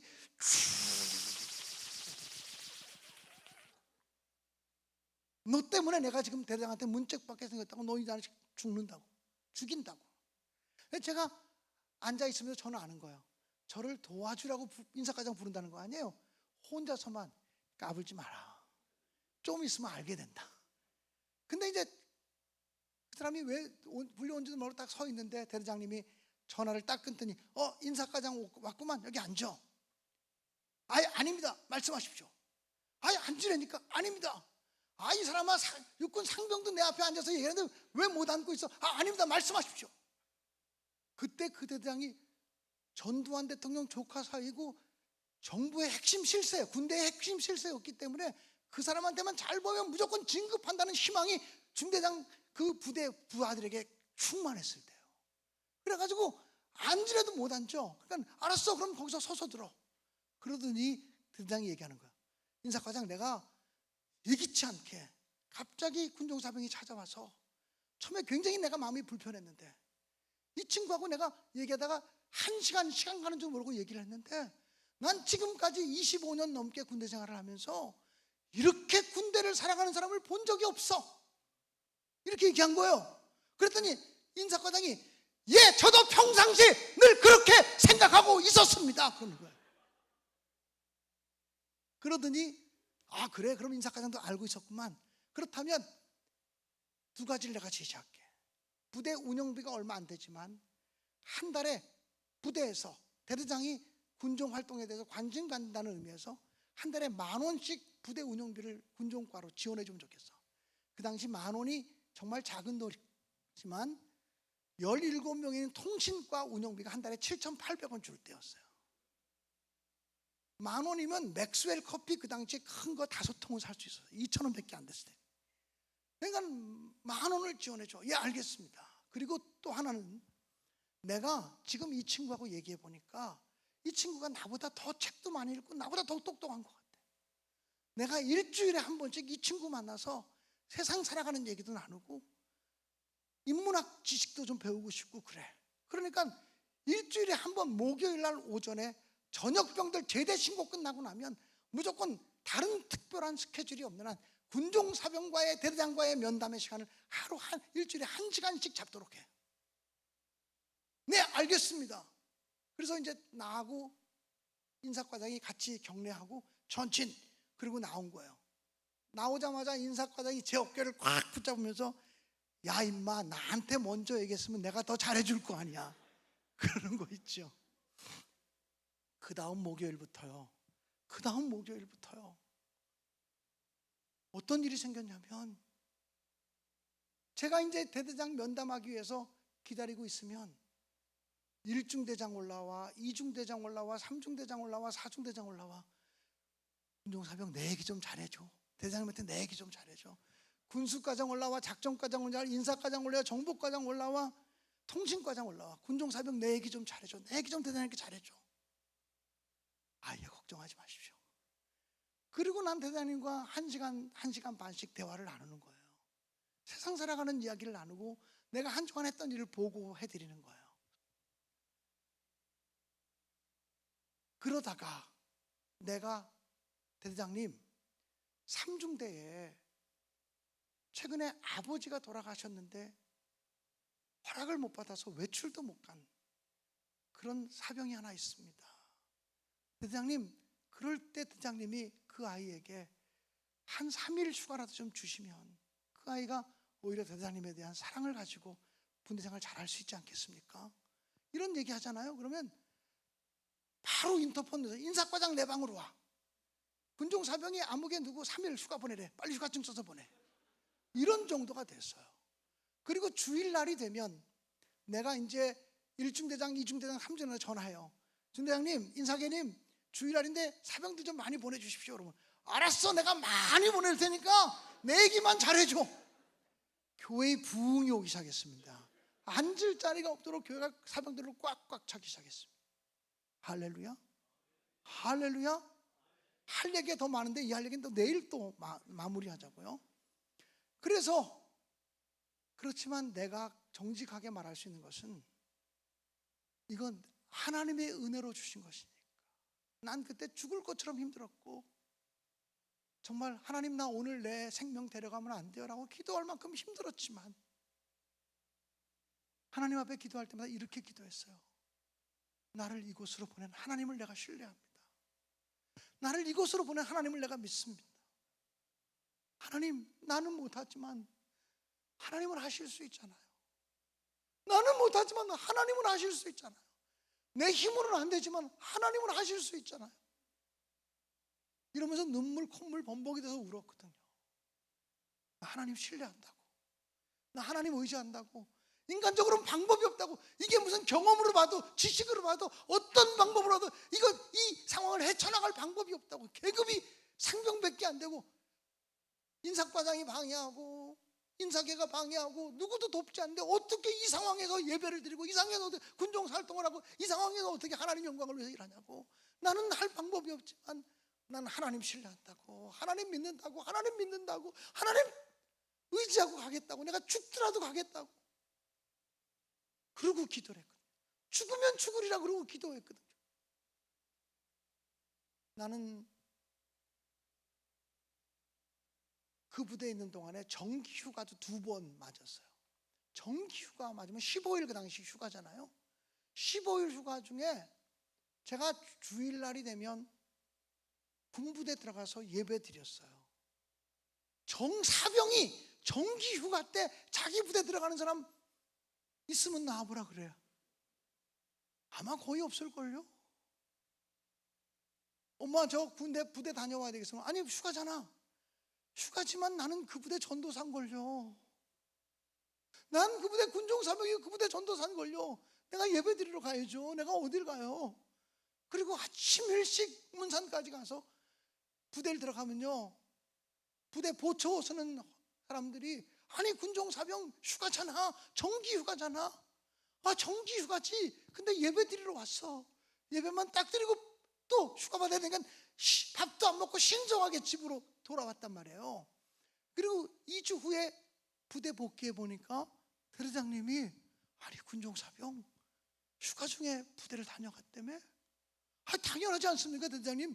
제가 이 교회, 이 군인교회 전도사인데요. 당연하지 않습니까? 대대장님이 나는 지금까지 내가 군대 생활하면서 이런 사람 본 적이 없다. 너 같은 사람 본 적이 없다. 그 내가 너를 신뢰한다. 내가 너를 믿는다. 여러분, 그래서 하나님의 역사가 시작되게 되었어요. 저는 이 시간 분명하게 말씀드리고 싶어요. 믿음을 사용하지 않는 한 하나님의 역사는 일어나지 않는다. 전 그때의 경험이 제 마음속에 사로잡아서 어느 교회 가서든지 목회하든지 간에 믿음을 활용하기를 결단했어요. 내 생각대로 안 하기로. 내 생각에 하나님을 가두지 않기로, 내 경험에 하나님을 가두지 않기로, 하나님의 일을 할 때 돈이 허락하는 대로 하지 않기로. 우리는요, 하나님 믿는 것 같아도 사실은 돈님을 믿고 있어요. 돈님이 허락하면 하고 돈님이 허락하지 않으면 선교고 교육이고 아무것도 못해요. 저는 얼마 전에 저희 교회를 건축하면서 건축원금 80만 원밖에 없는 상태에서 140억짜리 교회를 건축해 나가면서 선포했어. 선교하는 거 조금 더 줄이지 않는다. 교육하는 거 조금 더 줄이지 않는다. 봉사하는 거 조금 더 줄이지 않겠다. 하나님이 기뻐하는 방법으로 교회를 세우고 싶다. 나 생애 마지막 교회를 짓는데 하나님이 기뻐하지 않는 인간적인 방법으로 교회를 세우고 싶은 마음이 없어요. 하나님 신뢰하면서 하나님 신뢰하면서 나가봅시다. 그리고 1차로 건축원금 모였을 때 이 건축원금 가지고 먼저 선교하는 일부터 합시다. 건축원금 처음 모여진 거 5천만 원 갖고 선교하는 일부터 먼저 해요. 건축원금 선교하는 일부터 먼저 했어요. 우리 교회 세우는 것보다 하나님 선교하는 거 더 기뻐하니까 선교하는 일부터 먼저 하고 그 다음에 우리 교회 세웁시다.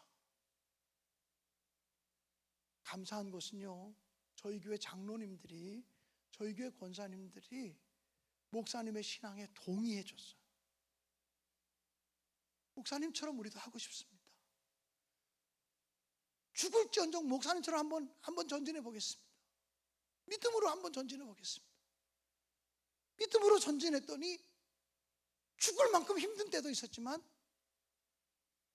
간증거리가 생기는, 기적이 나타나는 놀라운 권능의 역사가 임한 줄로 믿습니다. 속초 가면 속초감리교회 담임 목사가 제 신학교 동기 동창입니다. 신학교 동기 동창인 속초감리교회 김동준 목사님이 우리 친구들 앞에서 그런 얘기를 했습니다. 우리 친구 중에 광년이 있잖아. 광년이는 가는 데마다 기적이 나타났다. 가는 교회마다 기적이 나타났다. 어떻게 우리는 평생 목회하면서 기적을 못 보는데 김광년 목사는 가는 교회마다 기적이 나타나냐? 저는 대답하지 않았지만 속으로 제가 대답했습니다. 죽을 만큼 힘들어도 믿음을 사용하니까 내 지식에 주님을 가두지 않고 내 경험에 주님을 가두지 않고 내가 육신적으로 보는 것에 하나님을 가두지 않기로 결단했으니까. 여러분, 10명의 정탐꾼들은 자기들이 그 땅을 가서 정탐해보니 그 땅의 사람들은 무기가 많아요. 우리는 무기가 없어요. 그 땅의 사람들은 잘 훈련된 군사가 있어요. 우리는 잘 훈련된 군사가 없어요. 그 땅의 사람들은 많은 자금을 가지고 있어요. 우리는 자금도 없어요. 과학적이고 이성적인 눈으로 보면 무엇을 가지고 비교해도 이길 방법이 없는 거예요. 100번, 1000번을 계산해도 이길 방법이 안 나오는 거예요. 그 땅의 사람들은 기골이 장대한데 우리는 왜소한 사람들이야. 그러니까 우리는 그들과 우리를 비교해보니 그들의 발밑에 붙어있는 메뚜기처럼 보이는 거야. 그 얘기하니까 다 믿죠. 눈으로 본 거 얘기하니까, 사실적인 거 얘기하니까. 거짓말한 거 하나도 없어요. 10명의 정탐꾼이 다 사실을 얘기했지 거짓말 얘기한 거 아니에요. 거짓 보고한 거 아니에요. 진실된 보고한 거예요. 본대로 보고한 거예요. 눈으로 본 대로. 그런데 여호수아 갈렙이 보고합니다. 우리는 분명히 보았습니다. 그들을 지키는 그들의 하나님은, 그들의 신은 그들에서 떠났다는 것과 지금은 하나님이 우리와 함께하고 있음을 보았습니다. 그래서 그들은 우리의 밥입니다. 그래서 그들은 우리의 먹입니다 라고 보고해요. 이 여호수아 갈렙이 우리는 보았습니다라고 보고하는 그 민수기 보세요. 우리는 보았다고 얘기해요. 이게 육신의 눈으로 안경 끼면 보이는, 크게 본 게 아니거든요. 이게 육신의 눈 갖고 보이는 게, 하나님이 함께하는 것이 육신의 눈 갖고 보이는 게 아니잖아요. 믿음의 세계가 열려지지 않으면 죽었다 깨어나도 볼 수 없는 거거든요. 여호수아 갈렙은 믿음의 얘기를 했고 10명의 정탐꾼들은 사실을 얘기했어요. 그런데 사람들은요, 믿음을 얘기하면 안 받아들여요. 그 허황된 얘기하지 말라고, 그 쓸데없는 얘기하지 말라고 그래요. 믿음을 얘기하면 받아들이지 않아요. 과학적이고 논리적이고 사실적이고 자아의 생각에 근거한 합리적이고 타당한 얘기하면 그게 타당하다, 그게 맞다라고 얘기하는 거예요. 하나님은 그 부분에 대해서 분노하시면서 너희들이 나를 신뢰하지 않는다, 너희들이 나를 믿지 않는다. 너희들이 지금 여기까지 온 것도 니들의 힘으로 온 거야. 애굽의 바로 왕을 때려눕히고 10가지의 재앙을 내리고 홍해바다를 마른 땅처럼 건너가게 하고 반석에서 물이 나게 하고 아말렉 군사들을 쳐서 무찌르게 하고 니네 힘으로 한 거야. 쓴물이 단물로, 마라의 쓴물이 단물로 엮이고 이건 니네 힘으로 한 거야. 내가 도와줬잖아. 너희들 맨날 광야에서 매일같이 만나가 내려서 만나 먹고 살았잖아. 니들 힘으로 한 거 아니잖아. 내가 너희 살려줬잖아. 너희 고기 먹고 싶을 때 메추라기 보내줬잖아. 니들의 힘으로 고기 잡아서 먹은 거야. 내가 살려준 거잖아. 그렇게 많은 신앙의 체험, 하나님 체험을 했으면서도 문제 앞에만 서면, 사건 앞에만 서면 믿음은 온데간데 없어지고 하나님을 향한 신뢰는 온데간데 없어지고 내 경험 속에 하나님을 가둬요. 내가 못하면 하나님도 못해. 돈이 없으면 하나님도 못해. 내가 느끼는 대로 하나님을 가두려고 해요. 그 부분에 대해서 하나님은 분노하시는 거예요. 나를 신뢰하지 않는다는 거예요. 그때 이스라엘 백성들이 여호수아 갈렙처럼 믿음의 눈을 들어 하나님을 볼 수 있었다면 가나안 땅을 나로부터 지금부터 누리는 축복을 받았을 거예요. 젖과 꿀이 흐르는 가나안 땅을 바로 허락받지 못한 두 번째 이유, 그들은 비교의식에 사로잡혀 있었어요. 아낙 자손들과 자기를 비교해 보니 자기들은 그들의 발밑에 붙어있는 메뚜기처럼 보였다 그랬어요. 여러분, 비교의식은 언제나 열등의식을 가져옵니다. 비교하면 거기서부터 불평과 불만이 나오기 시작합니다. 비교하면 감사가 사라집니다. 비교하면 열등감이 싹트기 시작합니다. 절대로 여러분의 교회와 다른 교회를 비교하지 마세요. 절대로 여러분의 남편과 다른 집 남편을 비교하지 마세요. 여러분의 아내와 다른 집 아내를 비교하지 마세요. 여보, 우리 교회 아무개 집사님 좀 봐라. 그리고 부인이 얘기하면요, 남편이 화가 나서 뭐라고 얘기합니까? 그래, 너 그 사람하고 살아라. 그러지 않습니까? 여러분, 비교하지 마세요. 제가 1992년도였던 것 같아요. 부목사로 생활할 때 감리교회 본부에서 저보고 그 해에 성경학교 교재를 집필하는 집필위원으로 뽑아줬어요.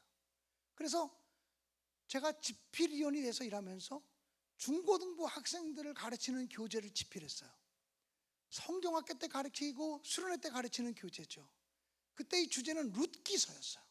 룻기서를 가지고 하면서 룻기가 이제 룻의 효도 이런 거 나오잖아요. 그래서 제가 그 공과 공부를 가르치고 난 다음에 활동하는 것으로, 중고등부 학생들이 활동하는 것으로 행복한 우리 가정을 위한 10계명을 만들어 보자고 제안을 했어요. 행복한 우리 가정을 만들기 위한 10계명을, 가정 10계명을 만들자.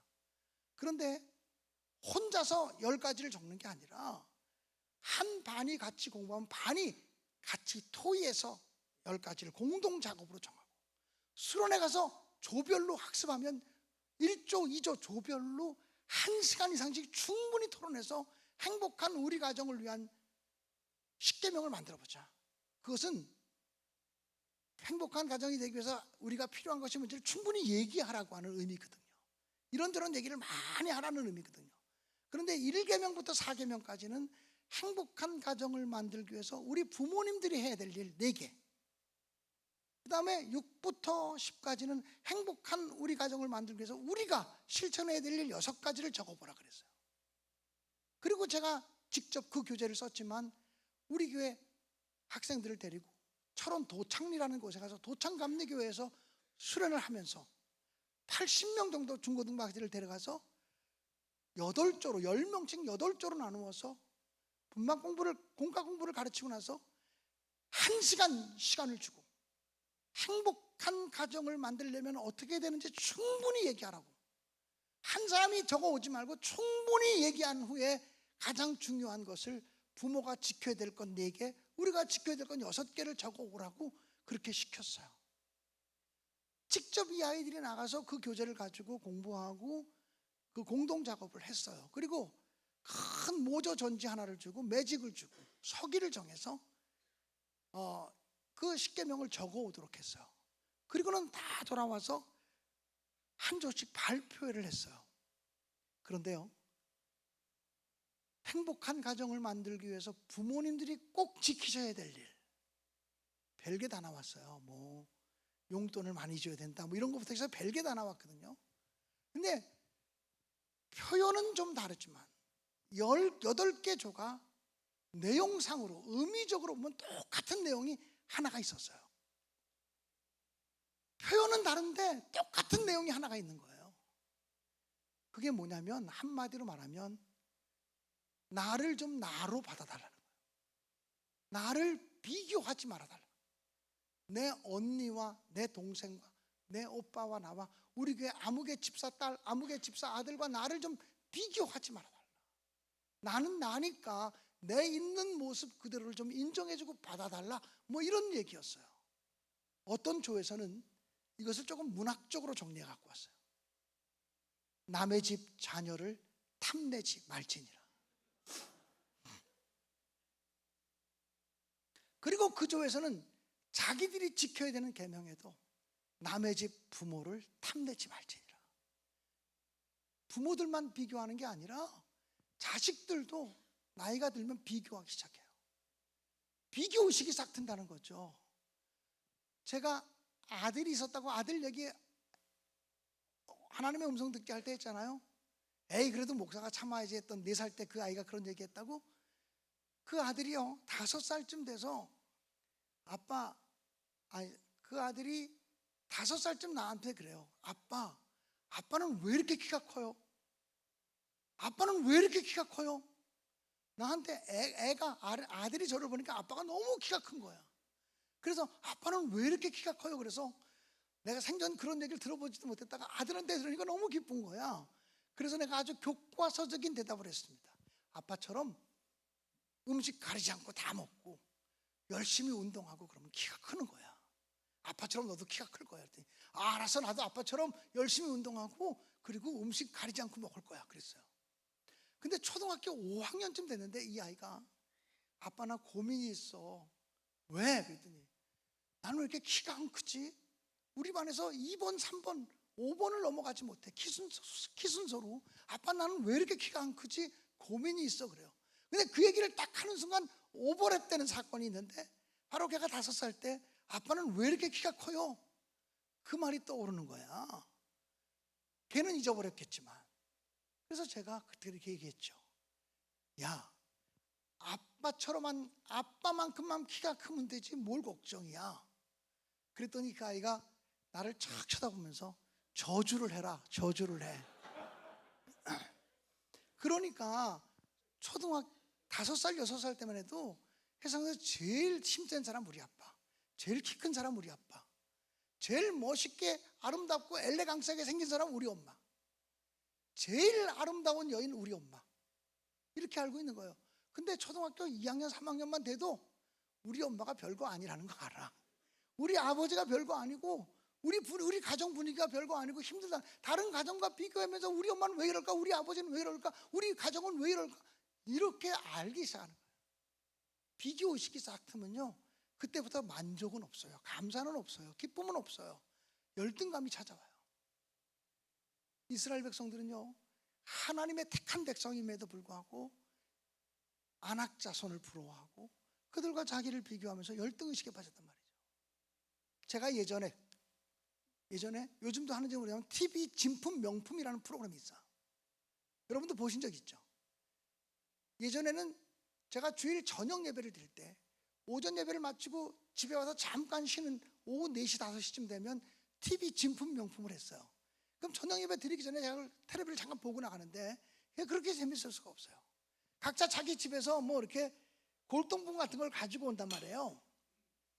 이게 언제부터 우리 집에 있었는지 모르겠다고. 근데 우리가 생각할 때 이거 한 100년, 200년 우리 집에 있었던 것 같다고.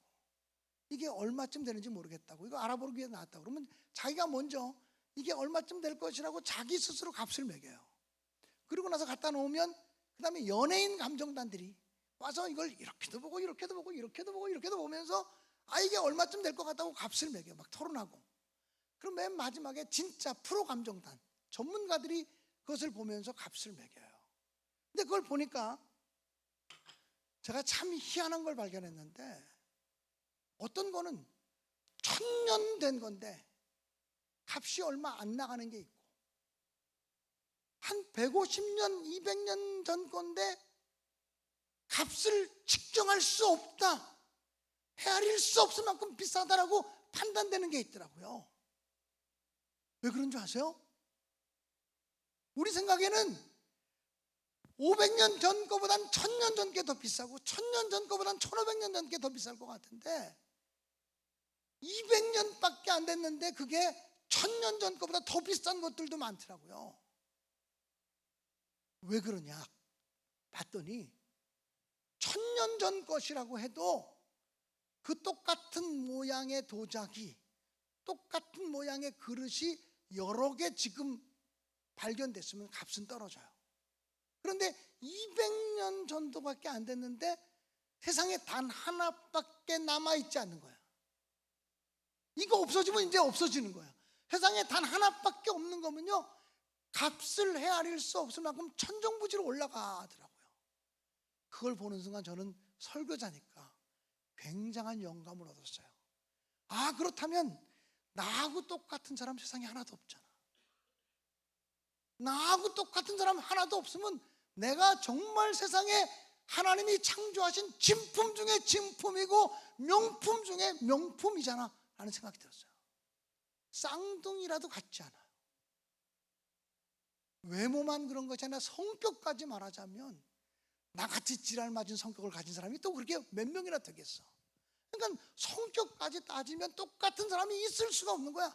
세상에 수억, 수십억, 수백억의 사람이 왔다 가도 나하고 똑같은 사람은 인류 역사상 단 한 사람도 없었던 거야. 이 땅에 수백억의 사람이 살다가 죽었을지 모르지만 이 김광전하고 똑같은 사람은 단 한 사람도 나타난 적이 없고 앞으로도 안 나타날 거야. 우리 목사님 같은 분은 지금까지 나타난 사람이 한 번도 없고 앞으로도 안 나타날 거야. 그렇지 않습니까? 그러니까 목사님이 진품 중에 진품이고 명품 중에 명품인 줄로 믿습니다. 그 사실이 깨달아지니까 굉장히 감동스럽더라고요. 우리는요, 비교할 수 없는 가치를 가진 존재예요. 이 사실을 믿으면서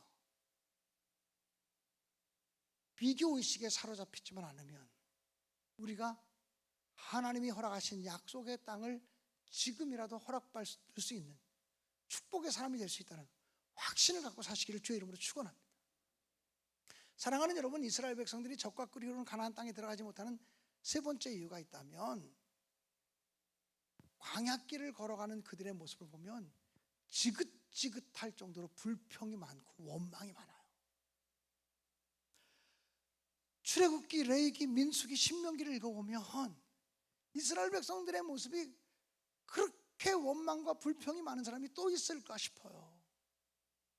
그때 출애굽 당시에 이스라엘 백성들만큼 하나님의 권능, 하나님의 능력, 하나님의 기적을 체험한 사람이 또 있을까요?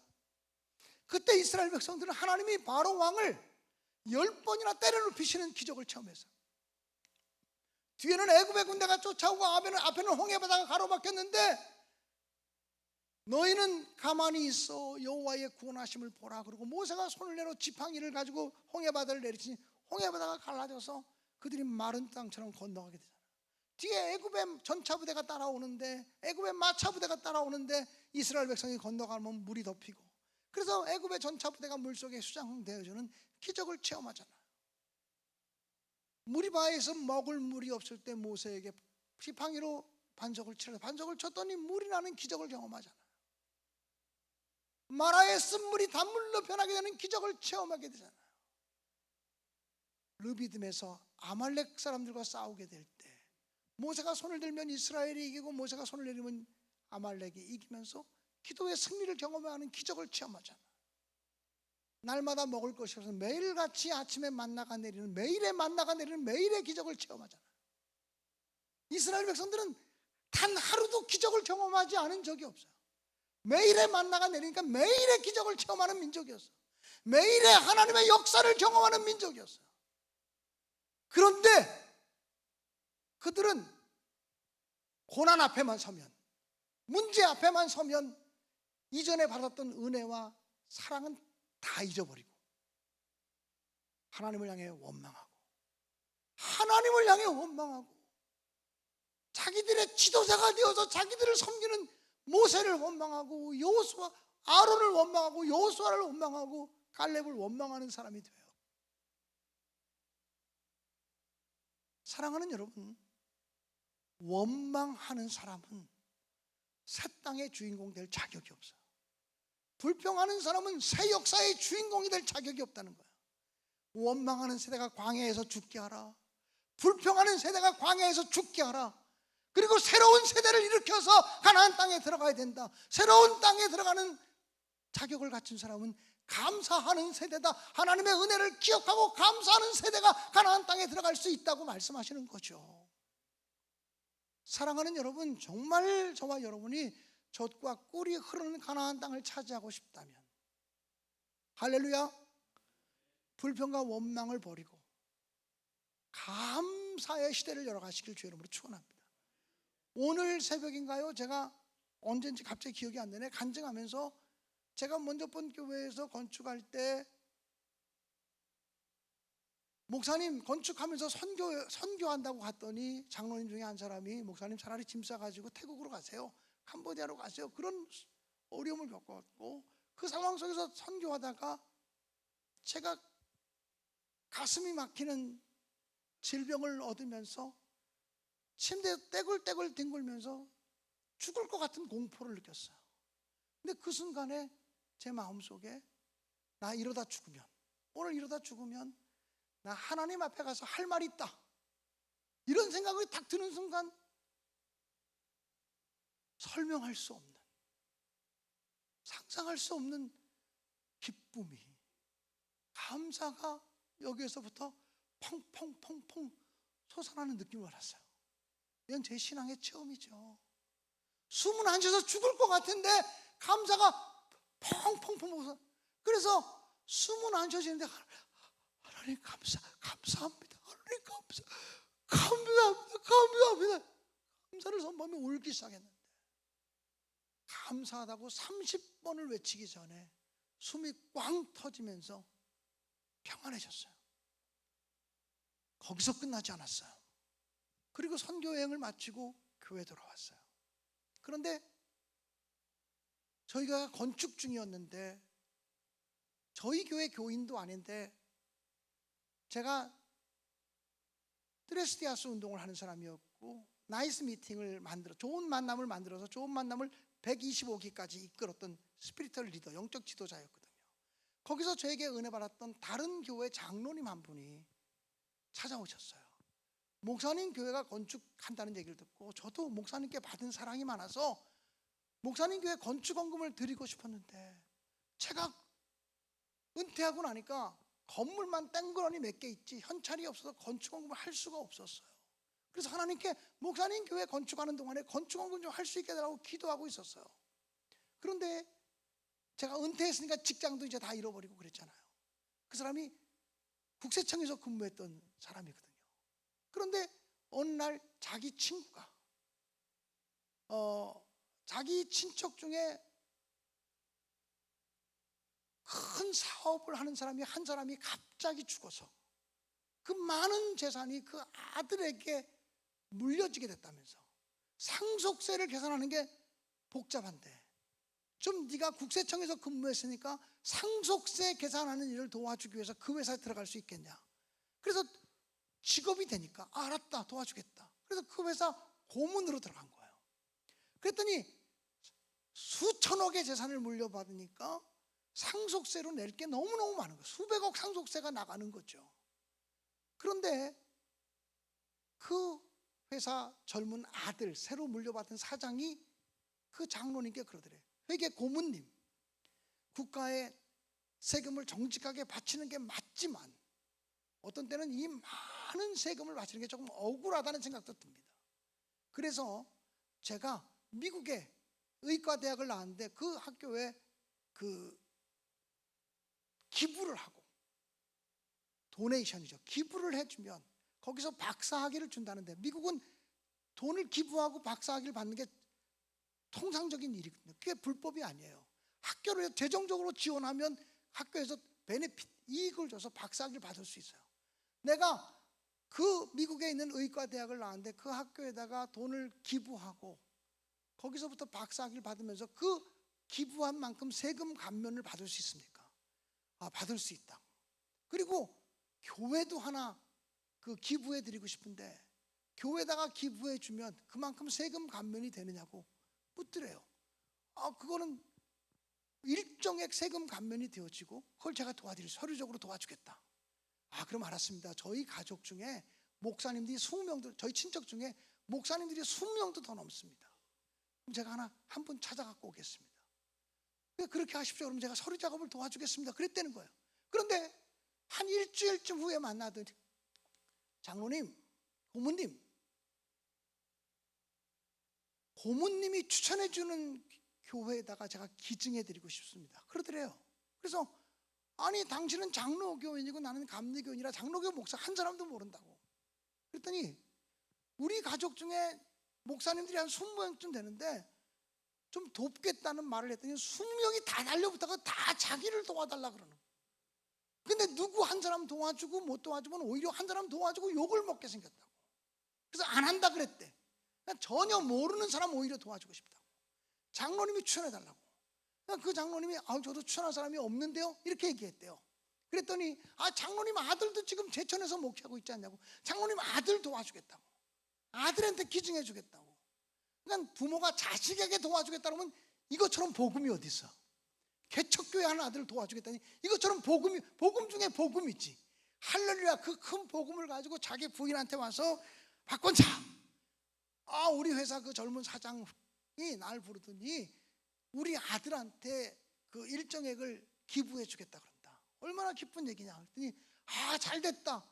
너무 기쁘네, 너무 감사하네. 그렇게 얘기하던 그 여자 권사님, 부인 권사님이 조금 있다가 여보, 그거 우리 아들 몫이 아니라 김광현 목사님 몫인 것 같다. 우리가 김광현 목사님 교회 짓는데 헌금하게 해달라고 기도하고 있었잖아. 그런데 그거 우리 아들 몫이 아니라 김광현 목사 몫인 것 같다. 그러면서 우리 아들 이제 목회 시작한 지 3년도 안 되는데 그 아들한테 그 큰 돈 지어주면 독약 지어지는 거 아니냐. 기도도 안 할 거다. 돈 믿고 기도도 안 할 거다. 그러니 우리가 헌금하게 해달라고 기도했던 김광현 목사님하고 연결시켜주자. 그래서 제가 선교를 마치고 왔는데 그 다음 날인가 다음 날인가 그 장로님이 찾아와서 그 자초지종을 얘기하면서 목사님 인감도장 하나만 들고 저를 찾아오세요. 따라오세요. 그래서 뭔지도 모르고 인감도장 하나 들고서 그분 따라서 서초동에 있는 공간경제연구소라고 하는 사무실을 찾아갔어요. 그랬더니 그 당시에 32살 먹은 젊은 사장이 목사님 얘기를 많이 들었습니다. 우리 변 장로님 회계 고문님께서 가장 존경하는 목사님이라는 소리를 수백 번도 더 많이 하셨습니다. 목사님 교회에 저희가 건물 하나를 드리고 싶습니다. 그래서 도장 찍고 건물 하나를 받았는데요. 저는 그때 그 차를 타고 가면서 이렇게 기도했어요. 그때 교회가 건축 중이었으니까 빚도 있었으니까 하나님, 생판 모르는 사람 통해서 기증을 받는데 1억만 받게 해주시면 감지덕지입니다. 1억만 받게. 1억이 어디예요, 그죠? 1억이 어디야? 1억만 받으면 감지덕지입니다. 이러면서 마음으로 기도했어요.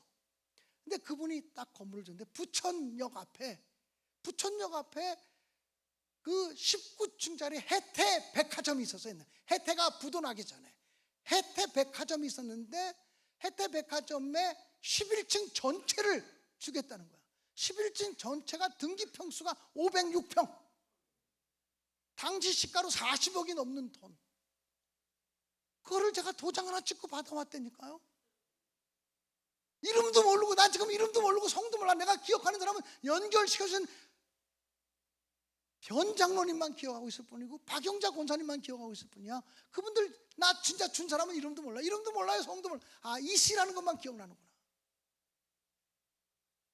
하나님이 이렇게 일하시더라고요.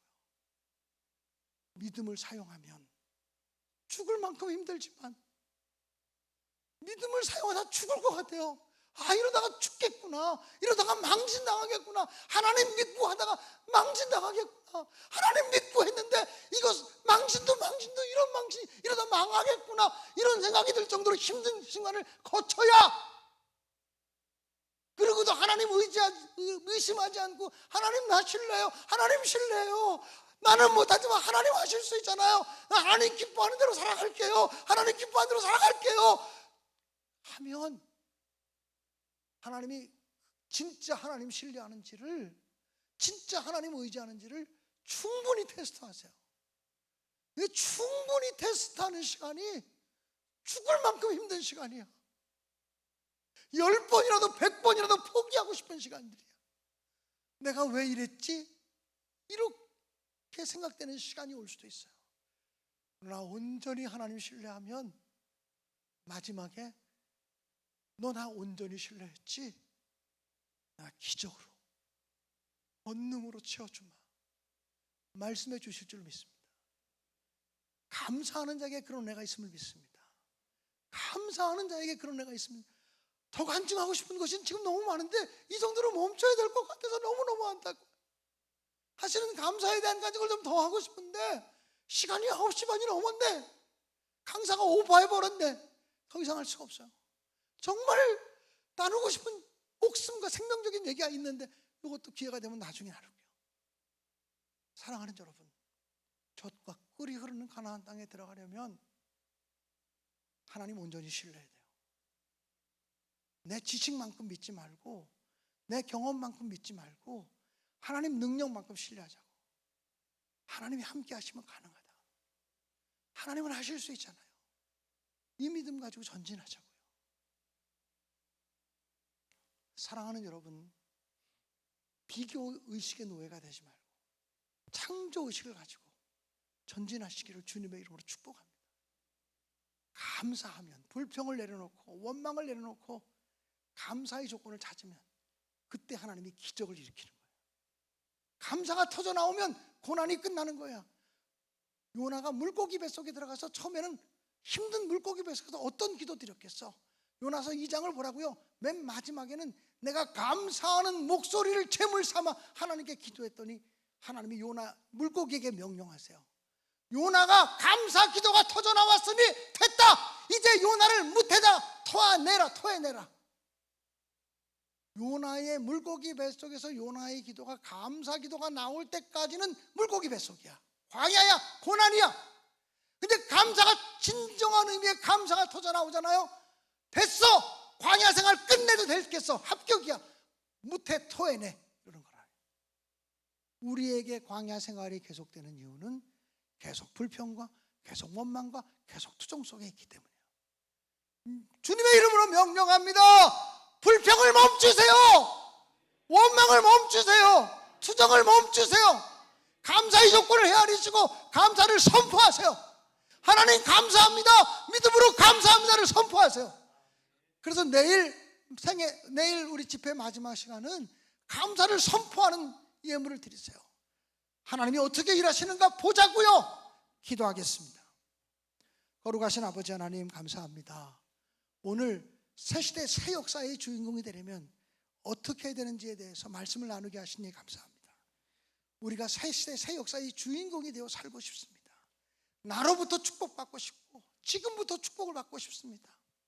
우리가 믿음 없어서 축복이 뒤로 물러가지 않게 하시고, 우리가 비교해서 축복이 뒤로 물러가지 않게 하시고, 우리가 불평하고 원망해서 축복이 뒤로 물러가는 어리석은 인생이 되지 않게 도와주옵소서. 아멘. 감사를 선포하며 승리하는 교회 심령 가정 되게만 하여 주옵소서. 아멘. 예수님의 이름으로 기도드립니다. 아멘. 아멘.